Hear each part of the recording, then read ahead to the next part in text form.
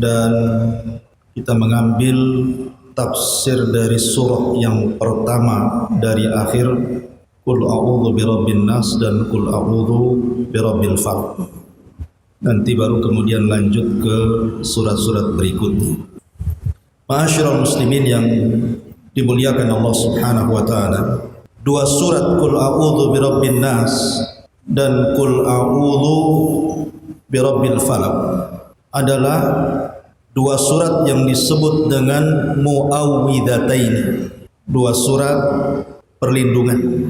Dan kita tahu bahwa setiap manusia, saya, Anda yang hadir ataupun siapapun, pasti akan dihadapkan dengan 4 bahaya, di mana 3 bahaya berasal dari luar dan 1 bahaya berasal dari dalam.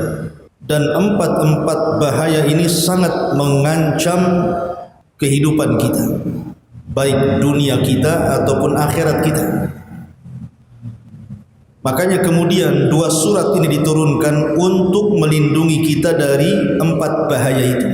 Bahaya banyak yang mengancam kita semua, akan tetapi yang paling bahaya adalah 4 bahaya yang Allah Subhanahu wa taala sebutkan dalam 2 surat ini. Makanya membahas 2 surat ini sangat penting karena manfaatnya untuk dunia kita dan juga akhirat kita. Saya akan menjelaskan secara global dulu 2 surat ini. Kemudian akan bicara tentang sebab turun kedua surat ini. Kemudian saya baru akan rinci bahaya-bahaya apa saja dan bagaimana cara berlindung dari bahaya-bahaya itu. Kita tahu bahwa 2 surat ini tergabung menjadi 11 ayat. Dari Qul a'udzu birabbil falaq sampai Qul a'udzu birabbin nas, kalau digabung itu semua ada 11 ayat. Allah Subhanahu wa taala berfirman, Qul a'udzu birabbil falaq min syarri ma khalaq wa min syarri ghasiqin idza waqab wa min syarri naffatsati fil 'uqad wa min syarri hasidin idza hasad. Katakan ya Muhammad, aku berlindung dari Rabbnya falak. Falak itu artinya cahaya di waktu subuh. Dari apa? Min syarri ma khalaq, dari segala keburukan. Ma khalaq, ma di sini artinya umum, segala keburukan yang Allah ciptakan, baik berasal dari manusia ataupun berasal dari jin, syaitan, atau berasal dari binatang, tumbuh-tumbuhan dan begitu seterusnya. Min syarri ma khalaq wa min syarri ghasiqin idza waqab, dan dari keburukan malam apabila waqab telah menutupinya dengan kegelapan. Kemudian wa min syarri naffatsati fil 'uqad, dan dari keburukan tiupan-tiupan tukang-tukang sihir. Kemudian yang terakhir wa min syarri hasidin idza hasad, dan dari keburukan orang yang hasad kalau dia memainkan hasadnya. Berarti di sini ada 5 perkara. Pertama, berlindung dari falak. Yang kedua, berlindung dari segala sesuatu keburukan yang Allah ciptakan. Yang ketiga, berlindung dari malam apabila sudah gelap. Kemudian yang keempat, berlindung dari sihir. Dan yang kelima, berlindung dari hasad. Ada 5 poin di sini. Nanti saya akan jelaskan 5-5-nya. Kemudian Allah Subhanahu wa taala berfirman lagi, Qul a'udzu birabbin nas, malikin nas, ilahin nas, min syarri waswasil khannas, alladzi waswisu fi sudurin nasi minal jinnati wan nas. Katakan ya Muhammad, aku berlindung dengan Rabbnya manusia, penguasa manusia dan sesembahan manusia. Dari apa? Dari waswas. Dari waswas yang tidak terlihat, yang memberikan waswas kepada hati manusia dari dua makhluk minal jinnati wan nas, was-was yang datang dari jin dan was-was yang datang dari manusia itu sendiri alias hawa nafsu. Berarti dalam qul a'udzu birabbin nas berlindung cuma dari satu perkara saja, dari was-was. Ini secara singkat surah Muawwidhataini. Kemudian kita bahas tentang asbab nuzulnya. Bagaimana sebab turun daripada dua surat perlindungan ini. Ada yang mengatakan bahwa kedua surat ini adalah Makkiyah, artinya turun sebelum hijrah. Dan ada yang mengatakan bahwa dua surat ini Madaniyah, artinya turun setelah hijrah Nabi SAW. Masing-masing punya alasan. Yang mengatakan bahwa kedua surat ini Makkiyah karena dalam tertib surat kita tahu bahwa sebelum surat ini ada surat Al-Ikhlas, kemudian surah Quraisy. Adapun suratul Quraisy ada kata-kata li'ila fi Quraisyin ila fihim rihlatasy syita'i was-sayf falya'bud rabb hadzal bait alladzi at'amahum min ju'in wa amanahum. Ada kata-kata wa amanahum min khauf. Dan Allah yang memberikan rasa aman dari ketakutan. Lah salah satu mendapatkan rasa aman dari ketakutan adalah terhindar dari keburukan. Dan salah satu terhindar dari keburukan adalah berlindung kepada Allah dari segala sesuatu keburukan yang Allah ciptakan, dari malam apabila sudah gelap, dari sihir dan dari orang yang hasad, kemudian dari was-was yang timbul dari jin dan juga manusia.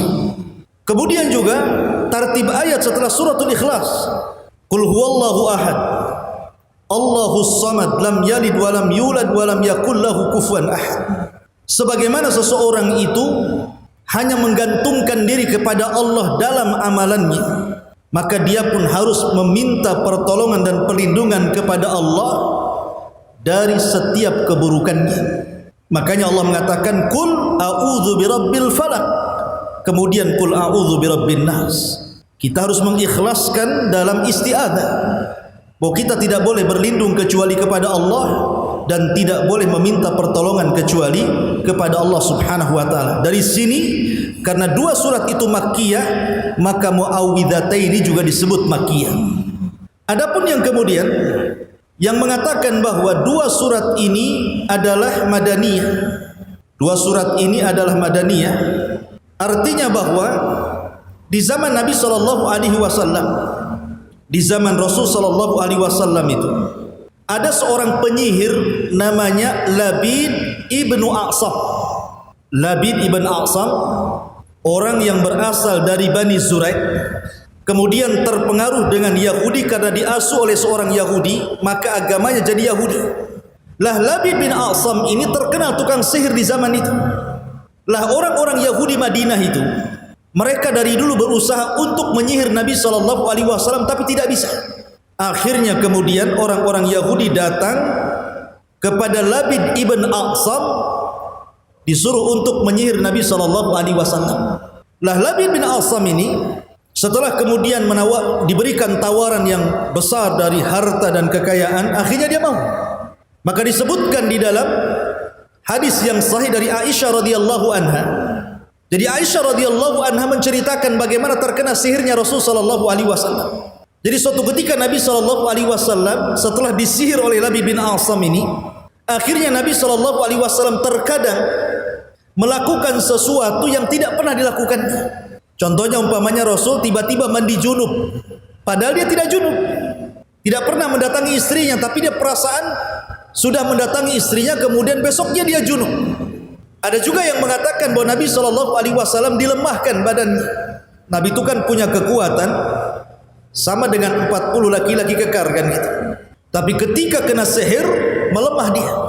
Lah akhirnya melihat kebingungan itu, Aisyah radhiyallahu anha bertanya kepada Rasul. Mungkin bahasa kita, kok nampaknya anda bingung wahai Rasul, ada apa? Maka kemudian Nabi SAW tengah malam dia salat sampai mendekati waktu fajar. Rupanya terkantuk, akhirnya tertidur sesaat. Disitulah malaikat Jibril turun dengan dua malaikat yang lainnya mendatangi Nabi SAW. Jibril duduk di hadapan kepala Rasul dan kedua malaikat berada di kaki Nabi SAW.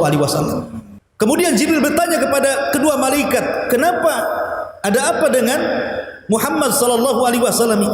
Maka dua malaikat mengatakan, matbub, boleh jadi dia terkena sihir.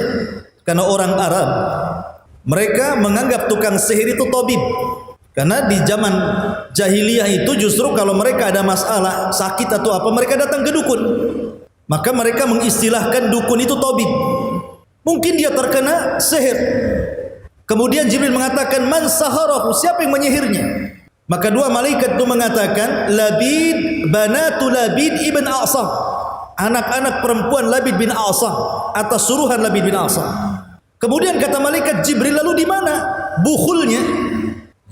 Akhirnya kemudian dua malaikat mengatakan, bukhulnya dari sisir yang dicuri oleh putri Labib ini. Dalam sisir itu ada 11 rambut Rasul. Kemudian kata Jibril, lalu di mana diletakkan bukhul itu?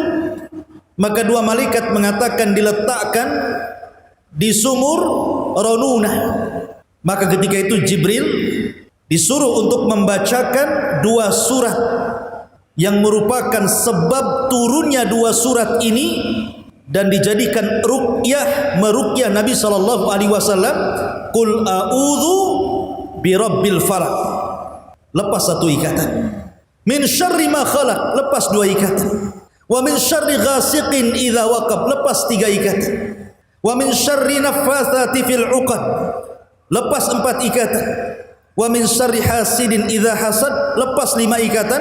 Kemudian dibaca qul a'udzu birabbin nas, keenam lepas. Setiap satu ayat lepas ikatan itu. Karena bukhul yang diletakkan di sumur Ranunah itu 11 bukhul, karena 11 helaian rambut Rasul. Makanya dua surat ini kalau digabung menjadi 11 ayat, sama dengan jumlah rambut Nabi SAW yang terikat di sisi itu. Maka setelah dibacakan kemudian ayat itu, terlepaslah sihir Nabi SAW. Kemudian keesokan harinya Nabi SAW mengajak Ali dan salah seorang sahabat untuk melihat sumur itu. Ternyata dilihatnya sumur itu airnya berwarna kuning dan terlihat ada kepala-kepala syaitan di dalamnya. Ketika Ali mengatakan, ya Rasulullah, apakah saya perlu turun mengambil bukhul itu? Kata Rasul, jangan. Nanti akan mempengaruhi orang-orang yang di atas permukaan bumi. Lebih baik dikubur saja sumur itu. Akhirnya dikubur sumur itu. Dari sini menunjukkan bahwa kalau untuk menghilangkan sihir, maka dihancurkan bukhulnya. Ma'asyiral muslimin, dari sinilah kisah sebab turun inilah. Dan sihirnya Labid bin A'sam ini terjadi di kota Madinah. Maka sebagian para ulama menganggap dua surat ini adalah madani, turun setelah hijrah Nabi SAW. Ini pembahasan yang kedua sebab turun Muawwidzatain. Baik, kita rinci.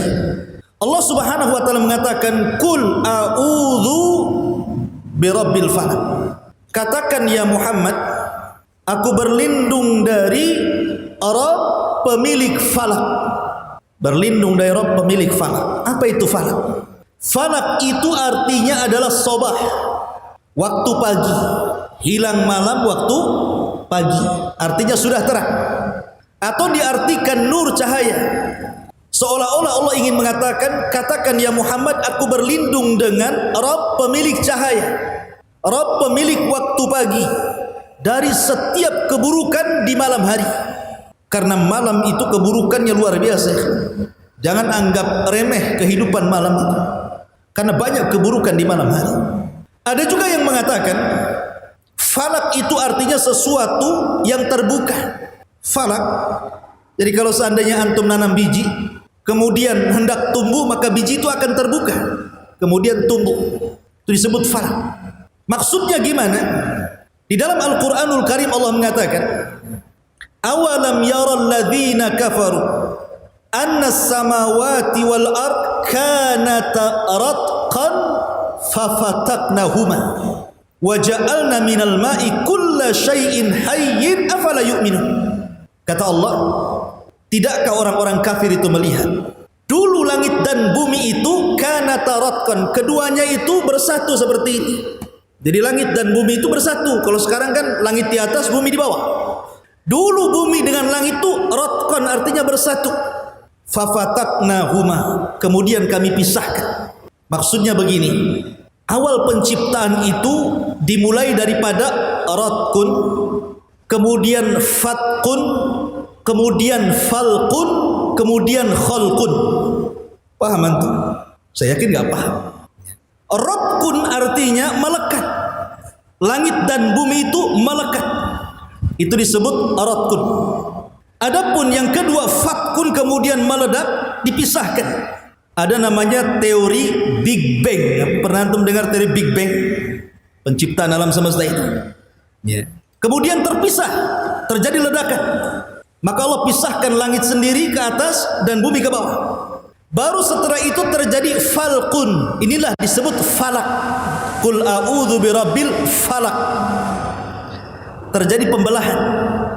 Dari pembelahan inilah segala sesuatu diciptakan. Tumbuhan sebelum tumbuh biji itu pecah, terbuka. Manusia awalnya kemudian segumpal mani, kemudian segumpal darah, kemudian segumpal daging terbentuk, kemudian keluar setelah jadi janin, keluar, kemudian dibelah, ada jalan keluarnya dari situ. Jadilah manusia. Semua kehidupan di dunia ini berawal dari falak. Baru yang terakhir disebut khalqun, baru diciptakan semuanya. Itu sebagian ulama mengartikan falak di situ. Jadi dimulainya penciptaan manusia itu dari falak. Ada juga yang mentafsirkan seperti itu. Tetapi kebanyakan ahli tafsir mengatakan qul a'udzu birabbil falak, maksud falak di sinilah falaqis subhi. Falak subuh. Karena Allah mengatakan falikul isbahi wa ja'alal laila sakana. Ma'asyiral muslimin yang dimuliakan Allah Azza wa Jalla, qul a'udzu birabbil falaq. Kemudian Allah mengatakan min syarri ma khalaq, dari setiap keburukan yang Allah ciptakan. Jadi kita harus berlindung dari segala sesuatu yang buruk yang Allah ciptakan. Kalimat a'udzu, aku berlindung, atau dalam bahasa tauhid disebut isti'adzah, meminta perlindungan. Itu memiliki rukun namanya arkanul isti'adzah. Dan rukun isti'adzah itu terbagi menjadi 3. Ada al-musta'adzu bihi, ada al-musta'adzu minhu, ada al-musta'idz. Adapun al-musta'adz bihi maksudnya Allah. Kita meminta perlindungan kepada siapa? Kepada Allah. Karena siapapun yang meminta perlindungan kepada selain Allah, berarti dia jatuh kekufuran dan kesyirikan. Makanya Allah mengatakan dalam suratul Jin, kana rijalun minal insi ya'udzuna birijalin minal jinni fazaduhum rahaqa. Ada sebagian manusia meminta perlindungan kepada jin, maka manusia tambah kufur. Maka tidak boleh berlindung kecuali kepada Allah Azza wa Jalla. Itu disebut musta'adzu bihi. Kemudian al-musta'adzu minhu, dari apa itu minta perlindungan kepada Allah? Dari segala makhluk yang Allah ciptakan. Karena tidak semua makhluk yang Allah ciptakan itu baik. Ada makhluk-makhluk yang jahat. Manusia ada yang baik, ada yang jahat. Binatang sama, ada yang baik, ada yang jahat, ada yang membunuh, berbisa, dan begitu seterusnya. Tumbuh-tumbuhan ada yang bisa dimakan, ada yang tidak. Buah-buahan juga sama. Air juga sama kan, ada hujan, kadang-kadang hujan baik. Ada juga hujan bawa banjir kan itu. Sampai kebanjiran pula di Kepri gitu kan. Karena ada yang baik, ada yang buruk ciptaan Allah itu. Karena kalimat ma min syarri ma, kan ada kalimat ma di situ. Ma disirti di sini artinya menunjukkan bahwa segala sesuatu, bukan hanya manusia, masuk juga binatangnya, masuk juga tumbuh-tumbuhannya, masuk juga jenis jinnya, iblisnya, setannya, dan begitu seterusnya. Maka kita disuruh untuk berlindung dari segala sesuatu yang Allah ciptakan dari keburukan. Kemudian Allah mengatakan min syarri ma khalaq wa min syarri ghasiqin idza waqab. Al-musta'id, ya afan, tadi rukun isti'adzah yang ketiga al-musta'id, orang yang berlindung kepada Allah Subhanahu wa taala. Lah min syarri ma khalaq wa min syarri ghasiqin idza waqab. Sebagian para ulama mengatakan yang dimaksud ghasiq itu, ada yang mentafsirkan malam hari. Karena malam hari itu kejahatan menyebar. Dan kita bisa lihat di malam hari kan, tengah-tengah manusia saja lokalisasi barbar, diskotik, para perampok, penyolong dan begitu semua itu di malam hari kan. Di siang hari ada tetapi tidak sedahsyat malam hari. Ya. Karena sebagian orang mengatakan ada waktu-waktu syaitan yang membuat orang dilalaikan syaitan itu. Salah satunya mendekati maghrib, makanya dilarang anak-anak keluar. Yang kedua setelah isya sampai sepertiga malam akhir, itu waktu syaitan itu. Makanya Rasul membenci tidur setelah maghrib dan ngobrol setelah isya, kecuali ada manfaatnya. Ada juga yang mentafsirkan ghasiq itu artinya purnama. Tanggal 13, tanggal 14, tanggal 15 disebut ghasiq. Dan puncak-puncaknya tanggal 15 Hijriah. Untuk bulan lagi bulat-bulatnya, lagi besar-besarnya. Justru para pemancing ini kesempatan nih kan gitu. Padahal ghasiq itu artinya bulan purnama. Kenapa di sini Allah menyuruh berlindung dari purnama? Karena syaitan ketika bulan purnama itu di atas puncak kekuatan. Makanya kenapa di pertengahan bulan kita disunnahkan dua syariat untuk melemahkan kekuatan syaitan.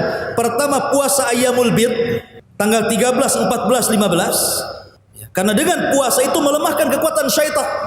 Yang kedua hijamah berbekat. Maka itu juga salah satu melemahkan kekuatan syaitan. Lah Aisyah radhiyallahu anha suatu ketika keluar dari rumahnya ingin melihat purnama. Bagaimanapun bulan purnama itu kan indah gitu. Terkadang orang mensifati orang itu dengan purnama, antakal qamar, engkau seperti purnama kan begitu. Sampai ada cerita di zaman Khalifah Ja'far Al-Mansur, ada dua orang suami istri menikmati bulan purnama.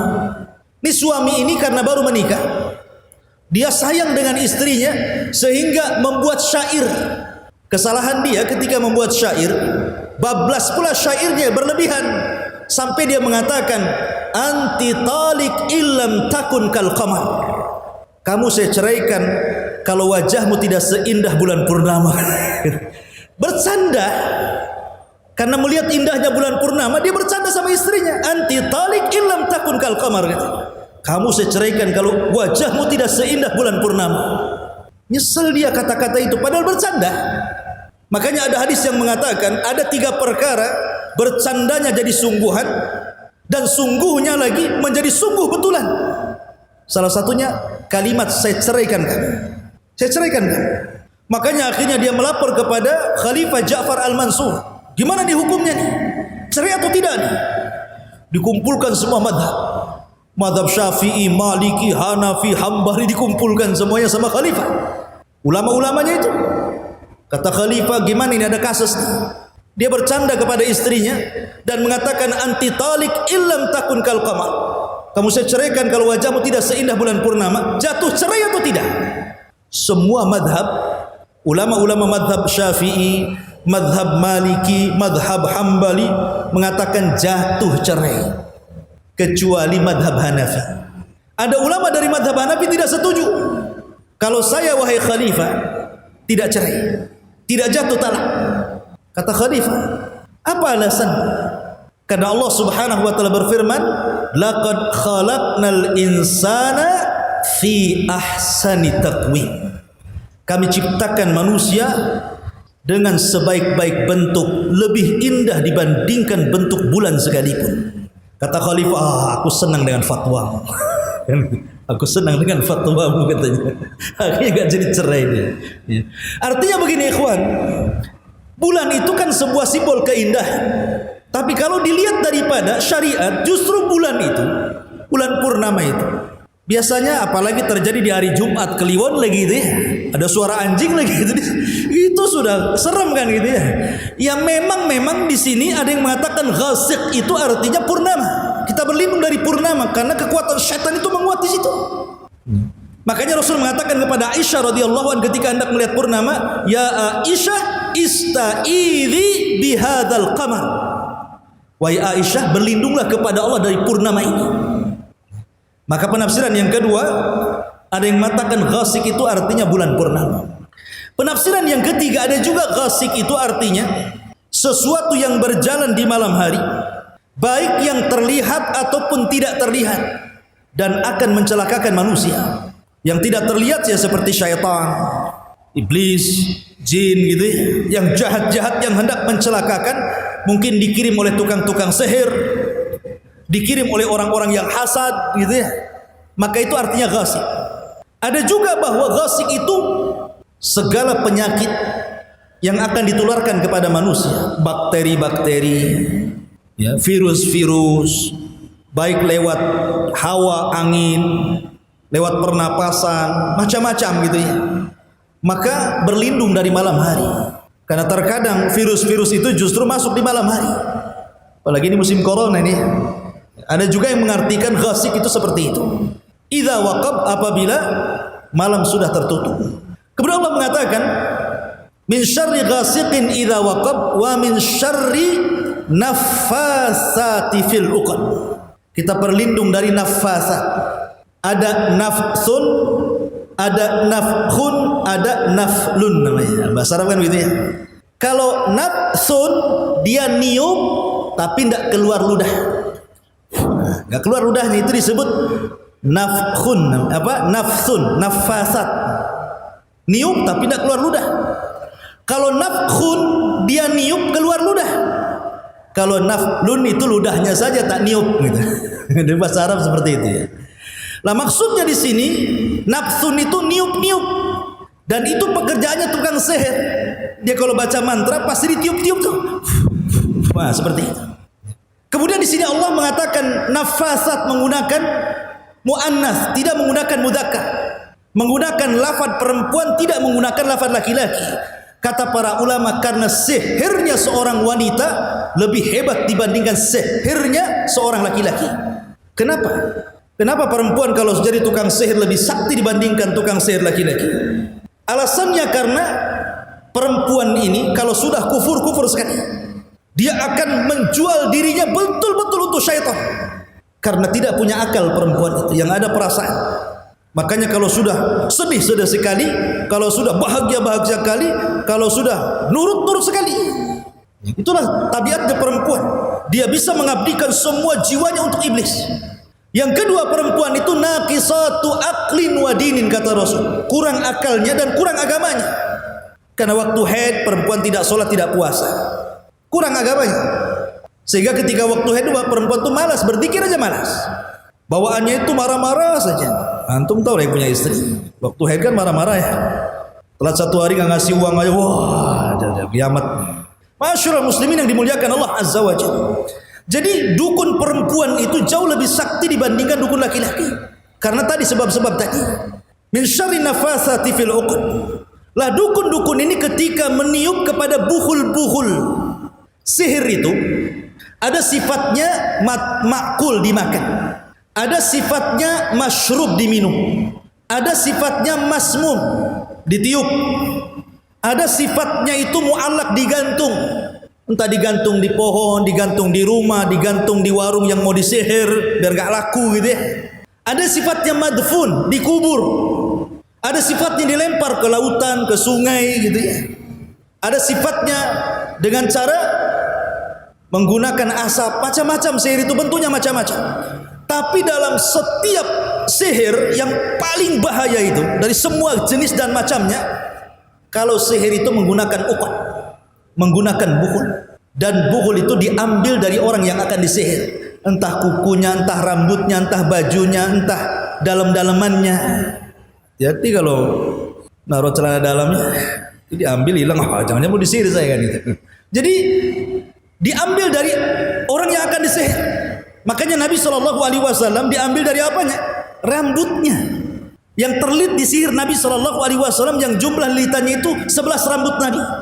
Dari situlah Banat Labid bin Asam menyihir Rasul. Makanya kalau orang terkena sihir, yang pertama kali dicari apa? Buhul. Cari buhulnya dulu. Cari di sekitar rumah, mungkin ada paku, mungkin ada beling, mungkin ada tanah kuburan, mungkin ada macam-macam gitu. Kemudian dimusnahkan. Atau mungkin dia nyimpen jimat, tangkal dan sejenisnya, cepat bakar dan musnahkan. Karena itu biasanya dijadikan saraf syaitan dan dijadikan buhulnya. Dan sihir itu ikhwatu fillah muliakan Allah Azza wa Jalla terkait dengan 3 perkara. Pertama, maksudnya buhul min syarri nafathati fil uqad. Uqad itu maksudnya itu terdiri dari 3 masalah. Pertama, uqad itu artinya kan azam, makanya disebut akidah. Sesuatu yang melilit leher gitu. Akidah itu sebuah keyakinan. Jangan sampai dilepas gitu. Karena dalam uqad itu ada rahasia di mana si tukang sihir memang berazam untuk menyihir orang itu dengan keburukan. Sudah ada niat buruk. Sudah ada niat, betul-betul niat untuk mencelakakan tukang sihir itu. Yang kedua, syaitan. Memang setan itu setelah kemudian si dukun tadi, tukang sihir tadi memberi keinginannya, maka si setan pun akan mengikuti cara tukang sihirnya, berniat untuk mencelakakan orang yang akan disihir. Kemudian yang ketiga, orang yang disihirnya pun tidak pernah zikir kepada Allah, lalai, tidak pernah sholat gitu ya. Maka kalau tidak 3 perkara ini bergabung, maka sihir itu pasti terjadi. Kekuatan tukang sihir, kekuatan setan yang disuruh tukang sihir, dan orang yang disihirnya pun bukan ahli ibadah, bukan ahli zikir, bukan ahli baca Quran gitu ya. Maka sihir itu mudah terjadi kepada kondisi tertentu. Karena begini ikhwan, kita tahu bahwa sihir itu kan perserikatan dukun dengan syaitan, dengan sebuah perjanjian di mana syaitan akan memerintahkan pada awalnya kepada dukun untuk meninggalkan semua perintah Allah, seperti jangan sholat, jangan puasa, jangan baca Quran, terkadang tidak boleh wudu gitu ya. Kemudian setelah meninggalkan perkara-perkara yang diwajibkan Allah, mulai menghina, menginjak Quran, mengencingi Al-Quran, menduduki Al-Quran, dihinakan kalam Allah. Baru setelah itu jin akan memberikan keinginannya, karena dia sudah menghambakan kepada dirinya. Dari situ jin akan berusaha untuk melakukan apapun keinginan tukang sihir. Lah orang kalau yang disihir itu memang orangnya ahli ibadah, ahli taat, ahli zikir, maka sihir tidak mungkin terjadi kecuali karena izin Allah Subhanahu wa taala. Karena dia ahli ibadah. Bisa terkena, bisa tidak. Tapi kalau dia ahli maksiat, memang tidak pernah ibadah kepada Allah Subhanahu wa taala, maka biasanya tidak pernah meleset sihir itu. Maka dari sini ma'asyiral muslimin yang dimuliakan Allah Azza wa Jalla, Allah meminta kita untuk berlindung dari sihir. Dan cara untuk meninggalkan ataupun menghindarkan diri dari sihir banyak. Contohnya seperti seseorang mendawamkan sholat 5 waktu, kemudian memperbanyak istighfar, memperbanyak baca Quran, memperbanyak doa yang diperintahkan, ada zikir pagi, petang, doa sebelum tidur gitu ya. Kemudian membaca surah kursi, membaca Al-Fatihah, termasuk juga membaca akhir surah Al-Baqarah, termasuk juga kalau dalam dunia perobatan bisa juga sihir itu dihilangkan dengan makan kurma ajwa 7 butir setiap hari. Makan pagi 7 butir kurma ajwa. Ajwa itu kurma yang hidup di kota Madinah, itu semua disebut ajwa. Makanya kalau ada orang yang haji umrah, pesankan beli kurma di Madinah, kurma ajwa. Kalau pagi makan 7 butir, maka sampai sore akan dilindungi dan tidak mungkin terkena sihir. Ataupun obat-obatan yang menjadikan sumpah dalam Al-Quran, watin, makan buah tin, wazaitun, makan buah zaitun, waturi sinin. Waturi sinin ini maksudnya lembah. Lembah itu hidup tawon-tawon itu. Berarti yang dimaksud waturi di sini adalah madu. Minum madu. Wahadal baladil amin, maksudnya Mekah disyaratkan kepada Zam-Zam, minum air Zam-Zam. Itu juga bagian daripada bisa mengobati daripada sihir. Termasuk juga air yang diruqyah kemudian mandi dan diminum, itu pun bagian daripada pengobatan ruqyah. Kemudian Allah mengatakan, wa min syarri hasidin idza hasad, dan berlindung dari hasad apabila memainkan hasadnya. Kenapa di sini Allah mentakkid dengan kalimat idza hasad? Orang yang hasad kalau dia melakukan hasad. Kenapa kalau melakukan hasad gitu bahasanya? Karena setiap manusia itu pasti punya hasad. Saya, Anda, siapapun tidak mungkin tidak melainkan punya hasad dalam hatinya. Tapi hasad itu tidak bahaya. Hasad itu akan bahaya kalau dimainkan. Dimainkan oleh orang yang hasad itu. tidak suka dengan kenikmatan yang Allah berikan kepada dia. Karena hasad itu artinya zawalun ni'mah, berangan-angan untuk menghancurkan nikmat orang. Dan biasanya hasad itu tidak lepas dari penyakit mata yang disebut dengan ain. Penyakit mata, bagian daripada sihir. Karena orang yang hasad itu ada jinnya dalam tubuhnya. Kemudian jinnya itu akan berada di pandangannya, sehingga yang dipandang akan rusak. Makanya kenapa orang yang terkena penyakit ain itu yang paling berat pasti mengalami dua perkara. Satu, kematian karena dia terkena ain, ataupun dia sakit lumpuh dan dia akan terus seperti itu sampai Allah takdirkan dia sembuh dengan pengobatan, atau mungkin dia mati. Makanya kata para ulama, kalau orang kemudian dihasadi sampai dia sakit, kata para ulama cara obatnya berwudu. Kemudian setelah berwudu, air wudunya itu kemudian dioles di tempat-tempat yang banyak keringat, di ketiak, kemudian di sela-sela seperti ini, di selangkaan, pokoknya bagian lipatan-lipatan yang banyak keringat, air wudunya itu. Kemudian setelah itu diletakkan di dalam air. Kemudian setelah itu disiramkan air itu di punggung orang yang terkena hasad itu. Kalau Allah takdirkan dia sembuh, dia sembuh. Kalau tidak, maka dia tetap seperti itu. Ya. Karena penyakit hasad itu bahaya. Karena dia tidak mungkin lepas daripada penyakit ain. Dan lebih bahaya lagi, hasad ini terkadang kita tidak tahu siapa yang hasad kepada kita. Kita kan banyak tetangga tuh, ada kiri, kanan, depan, belakang. Yang hasad kepada kita itu kita tidak tahu. Kadang nampaknya dia baik sama dia, dia pula yang hasad sama kita. Karena orang yang hasad itu adalah musuh yang tidak tampak. Kemudian ada bantuan daripada jin yang kemudian mengakibatkan penyakit ain. Maka kata para ulama, lawanlah hasad dengan lawannya. Kalau hasad itu menghilangkan nikmat, maka lawan menghilangkan, menambah nikmat adalah dengan berdoa supaya kita dapat berkah. Maka berkah itu lawan daripada hasad. Kalau antum baru bangun rumah, antum takjub dengan rumah antum, maka antum katakan Allahumma barik fi baiti, ya Allah berkahi rumah saya ini. Kalau antum baru punya anak lahir, cantik lucu anak antum, doakan Allahumma barik fi waladi, ya Allah berkahi anak saya ini. Kalau antum baru beli kendaraan, antum senang dengan kendaraan antum, dengan mobil antum, antum katakan ya Allah, Allahumma barik fi sayyarati, ya Allah berkahi kendaraan saya. Pokoknya setiap antum diberikan nikmat, berdoa seperti itu. Karena barokah itu menambah nikmat. Orang yang hasad itu menghilangkan nikmat dari kita. Kemudian yang kedua, selain melawan hasad dengan lawannya, karena hasad itu musuh yang kadang-kadang kita tidak tahu siapa orangnya, sehingga tidak ada yang bisa melawan hasad kecuali Allah. Maka sering-seringlah mengatakan Masya Allah la quwata illa billah, semua atas kehendak Allah, tidak ada daya dan kekuatan kecuali milik Allah. Biarlah Allah yang membalasnya. Nah begitu. Sering-sering kan baca kata-kata Masya Allah la quwata illa billah, berdoa seperti itu. Kemudian yang ketiga, jangan suka pamer dengan orang lain. Kalau antum punya nikmat, tidak usah pamer. Sebab pamer itu terkadang memancing orang iri. Itu maksudnya. Diam-diam sajalah kan begitu. Kalau antum ingin bersyukur akan nikmat yang Allah berikan, sedekah. Antum baru punya mobil nih, sedekahlah. Sedekah mobil kan gitu. Berapa harga mobil 100 juta, kita sedekahkan 5 juta. Itu bentuk syukurnya kan gitu.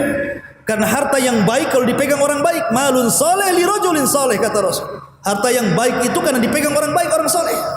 Dan tentunya juga banyak-banyak berlindung dengan membaca Qul a'udzu birabbil falaq min syarri ma khalaq wa min syarri ghasiqin idza waqab wa min syarri nafatsati fil 'uqad wa min syarri hasidin idza hasad. Berlindung dengan membaca surah ini.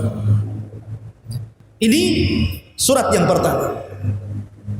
Dan dalam surat ini semua bahaya dari luar, tidak ada dari dalam.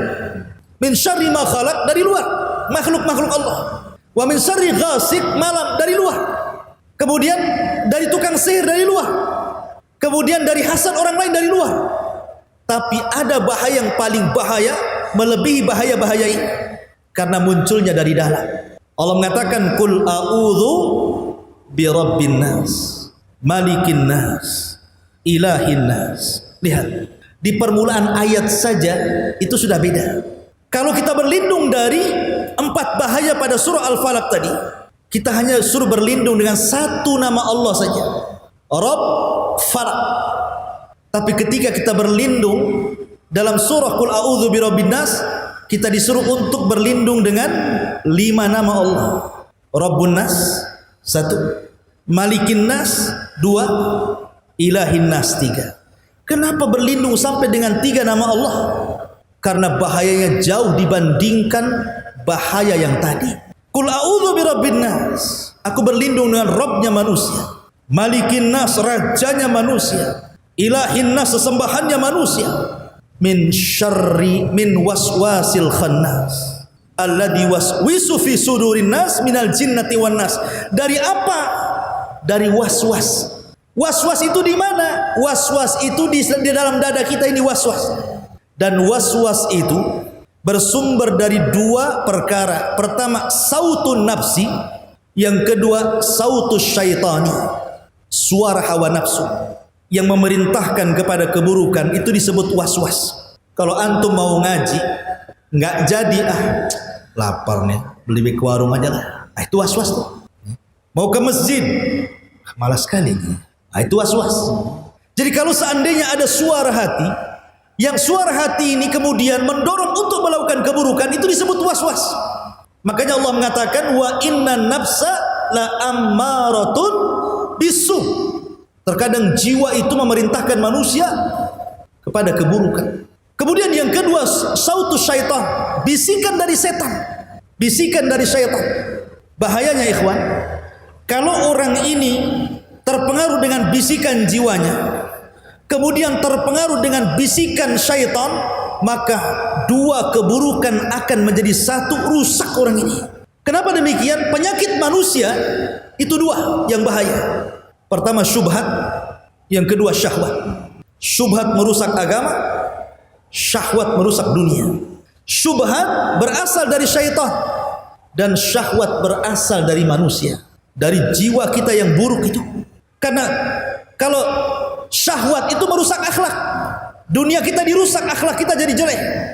Suka berzina, minum khamar, berjudi, berdusta, menipu, merampok, macam-macam. Itu syahwat namanya. Tapi kalau syubhat itu merusak agama, malas sholat, malas baca Quran, malas ngaji, belajar ajaran sesat. Nah, itu namanya syubhat namanya. Makanya manusia itu ikhwan, apabila tidur nanti antum pulang dari sini antum tidur, maka kita disunnahkan membaca doa sebelum tidur dan disunnahkan berwudu. Maka siapa yang berwudu sebelum tidur, kemudian dia berdoa berlindung kepada Allah, membaca surat kursi, muawwidhataini, surah al-ikhlas, kemudian dielap-lap, diusap-usap ke seluruh badannya 3 kali, maka ketika tidur di samping kirinya ada malaikat, samping kanannya ada malaikat. Setiap dia berguling ke kanan, malaikat sebelah kanan mengatakan Allah ampuni orang ini. Setiap berguling ke kiri, malaikat mengatakan ampuni orang ini, sampai dia terbangun. Tapi kalau tidak berwudu, tidak berdoa, main gapruk saja kemudian dengan bantalnya, maka setan datang, diikatnya tengkuk kita 3 ikatan. Dan ingat bahwa sering saya katakan, Barat membagi otak manusia itu otak kanan dan kiri. Tapi Islam Al-Quran membagi bahwa otak itu otak depan dan belakang. Itu yang benar.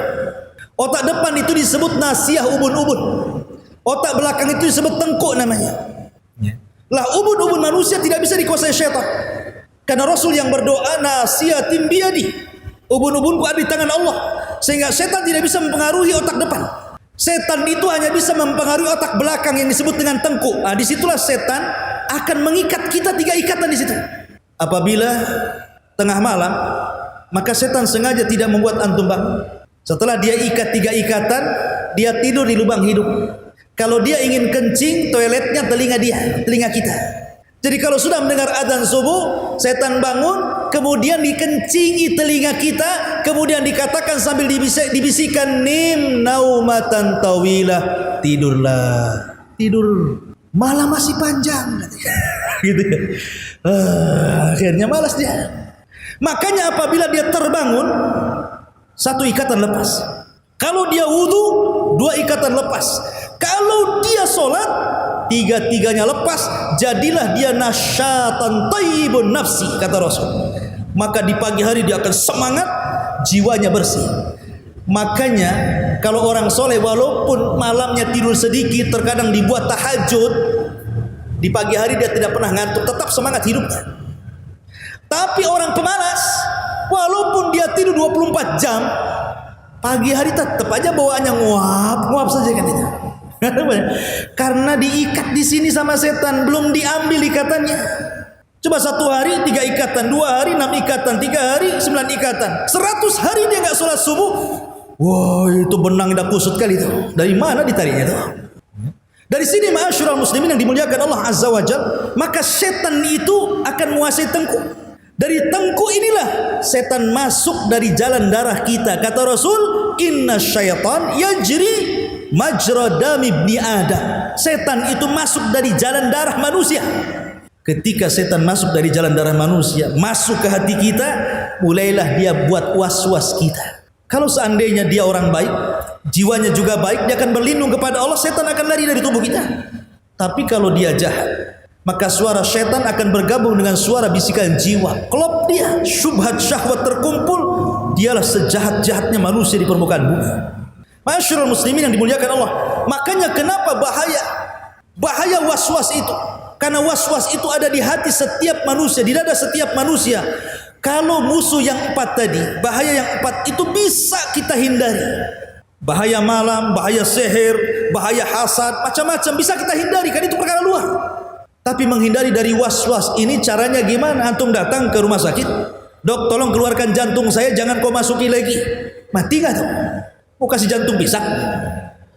Orang kalau dicabut jantungnya mati. Artinya karena tidak mungkin jantung ini dikeluarkan, hati itu tidak mungkin dikeluarkan, maka was-was itu akan nempel terus di situ. Makanya kenapa?